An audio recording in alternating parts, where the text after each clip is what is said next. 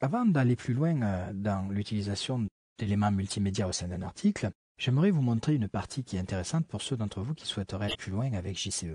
JCE, en fait, est un outil à double casquette. La première casquette, c'est d'être un éditeur assez complet et très convivial dans la manière de pouvoir permettre d'éditer et préparer des articles. Mais aussi, c'est un outil de stratégie quand vous avez beaucoup de rédacteurs à l'extérieur et différents types de profils d'utilisateurs.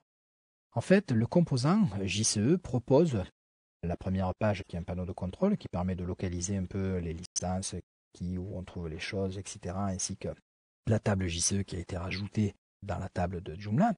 Mais ici, on peut rentrer dans la partie configuration. Alors, dans la configuration, on va pouvoir configurer de manière générale l'utilisateur. C'est-à-dire que, par exemple, chaque fois qu'on fait une nouvelle ligne, est-ce que c'est un saut de ligne, un BR ou un paragraphe, un P? On va pouvoir adapter. Donc, on va survoler la première partie, on reviendra plus dans les détails après. Ce qui est intéressant de voir, c'est qu'on peut créer des groupes. Donc, les groupes, c'est quoi? Les groupes, on va avoir des groupes qui vont être, par défaut, des utilisateurs administration, donc qui ont besoin d'avoir des outils pour créer des modules, une certaine structuration du code, etc. Ou dans le frontal, on va pouvoir dire, plutôt que d'aller installer, comme je le disais dans l'étape d'avant, plusieurs petits éditeurs, on va configurer les éditeurs de manière différente. On va utiliser JCE qu'on configurera de manière différente pour pouvoir le distribuer à différents publics. Donc, comment va-t-on faire? On va rentrer dans Nouveau, et ici, dans Nouveau, on va rentrer dans une autre petite usine à gaz qui est, on va configurer le nom de ce groupe. Donc, on va dire que ça sera des auteurs texte kilomètres. Voilà. Et donc, qu'est-ce qu'on veut comme laisser accès à la personne? Donc, que les articles, par exemple.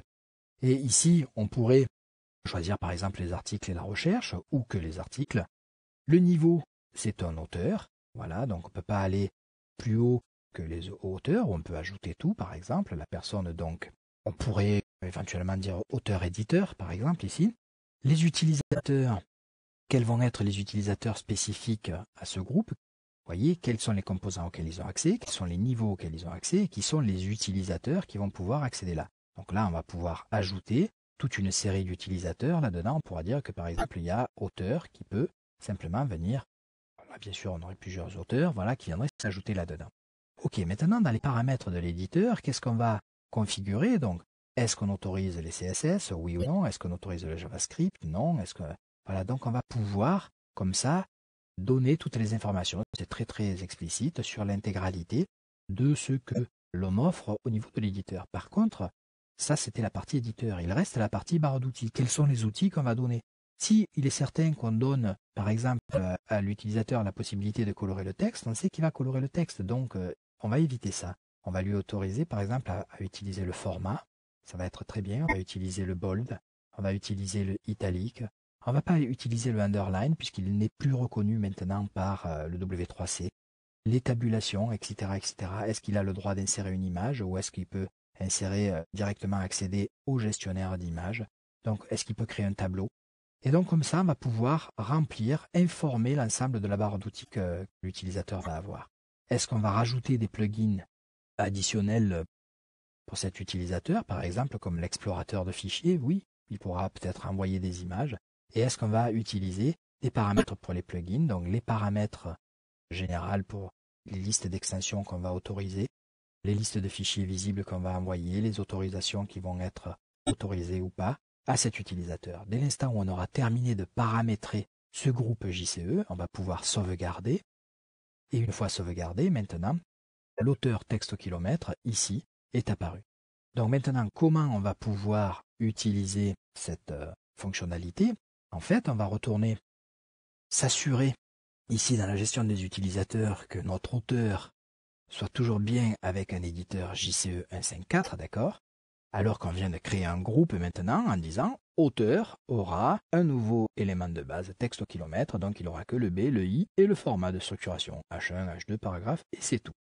Donc on va retourner maintenant en frontal, et donc on va voir est-ce que JCE Group prend la main sur les préférences qui ont été données à l'utilisateur? Et regardez la magie de cet outil qui fait que dès l'instant qu'on s'identifie, on va dire je suis auteur, ok.